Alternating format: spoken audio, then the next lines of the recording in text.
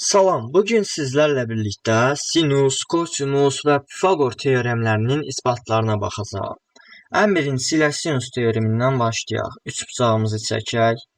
Daha sonra tərəflərimizi adlandıraq. A, B və C tərəfləri. Daha sonra bucaqlarımızı adlandıraq. Alfa, beta və teta bucaqları. Hündürlüklərimizi çəkək. H1 hündürlüyü, H2 hündürlüyümüz və H3 hündürlüyü.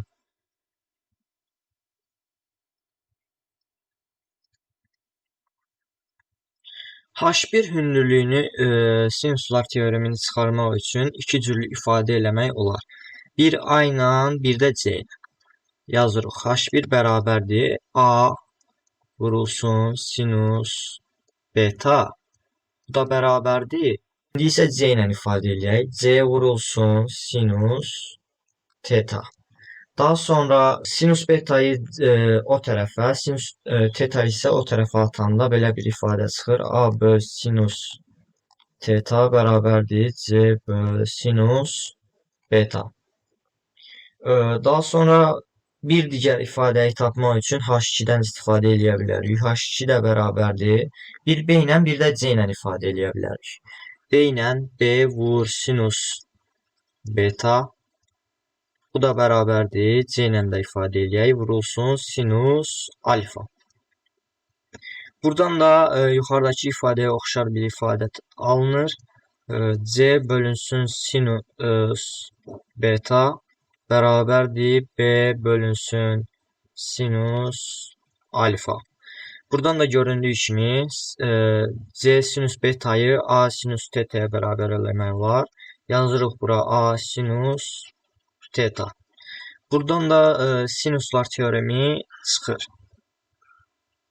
Daha sonra keçək Pifaqor teoreminə. Pifaqor teoremində oxşarlıqla yazacağıq. Dediyimiz kimi Pifaqor teoremini yazaq. Əvvəlcə düzbucaqlı üçbucağımızı çəkirik. Daha sonra tərəfləri adlandırırıq. A tərəfi, B tərəfi və C tərəfi. Bucaqlarımızı da adlandıraq. 90 dərəcəli bucaq, alfa və teta bucaqları. Daha sonra bunun isbatını tapa bilmək üçün mən buradan bir dənə hündürlük çəkəcəm və oxşarlıq yazacağım. Bu nöqtədən bu nöqtəyə kimi olan məsafə C1, qalan məsafə isə C2 adlandıraq. Daha sonra bu hündürlüyə də H adını verək və oxşarlığımızı yazaq. Bu bucağı, teta bucağını bura yaza bilərik. Bucaqların bərabərliyindən alfayı da bura yaza bilərik. Daha sonra oxşarlığımızı yazaq.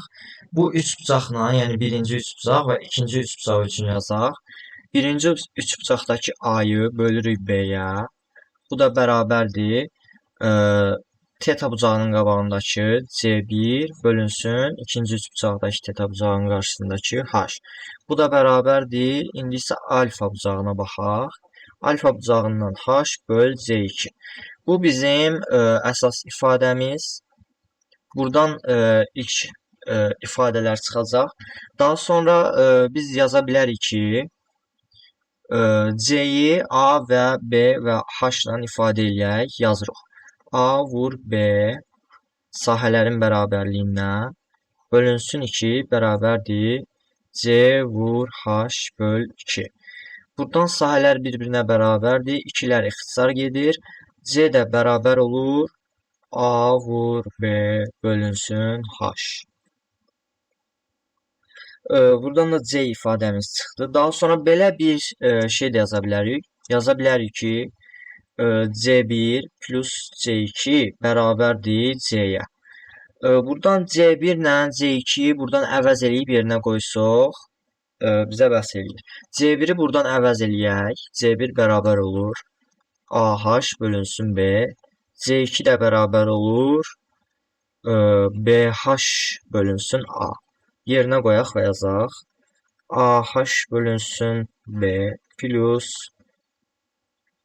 BH bölünsün A. Bu da bərabərdir C-yə. Buradan məxrəcləri bərabərləşdirək. Onda olur A kvadrat H-ı çölə çıxaraq plus B kvadrat mötərizə daxilində vur H. H-ı çölə çıxartdıq. Bunu da bölürük məxrəcə. Yəni məxrəci də tapdıq. A vur B. A vur B. Bərabərdir C-yə.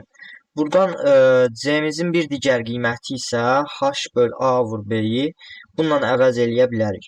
Onda bu ifadə də belə bir şey olur. Çıxır belə. A kvadrat plus B kvadrat bölünsün C bərabərdir C-yə. Buradan da C köçürülür bura və gördüyünüz kimi kvadratı olur. Bu da Pifagor teoreminin isbatı idi. Daha sonra keçək kosinuslar teoreminə. Kosinuslar teoremi üçün də bir üçbucaq çəkək. Üçbucağımızı çəkirik. Daha sonra tərəfləri adlandıraq A, B və tapmaq istədiyimiz C tərəfi. Qabağındakı bucağı yazsaq bəs eləyir. Alfa bucağı. Tapmaq istədiyimiz tərəf C olduğuna görə ən birincisi ilə buradan bir dənə hündürlüyümüzü çəkirik. Hündürlüyümüzü çəkdik. Daha sonra gördüyümüz kimi bu 90 dərəcədirsə onda bura olur A vur kosinus alfa. Bu hündürlük isə olur A vur sinus alfa.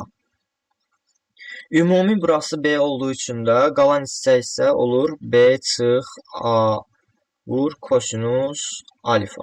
Gördüyünüz kimi burada da bir dənə Pifagor qaldı. İndi Pifagordan çıxara bilərik. Yazırıq ki A kvadrat vur sinus alfanın kvadratı plus B çıx A kosinus alfanın kvadratı bərabərdir C kvadratına. Bu ifadəyi də sadələşdirək. Yazırıq A kvadrat vur sinus alfa kvadrat. Buradan da çıxır plus B kvadrat. Çıxılsın 2AB kosinus alfa. Üstə gəlsin A kvadrat kosinus alfa bərabərdir C kvadratına. Buradan bir dənə şey var idi. Sinus alfanın kvadratı, kosinus alfanın kvadratı cəmləyəndə 1 olur.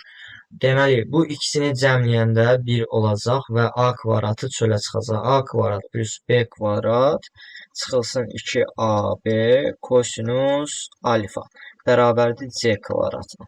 Kosinuslar teoremi də bu qədər idi. İzlədiyiniz üçün təşəkkür edirəm. Bir sonraki videoda görüşənədək sağ olun.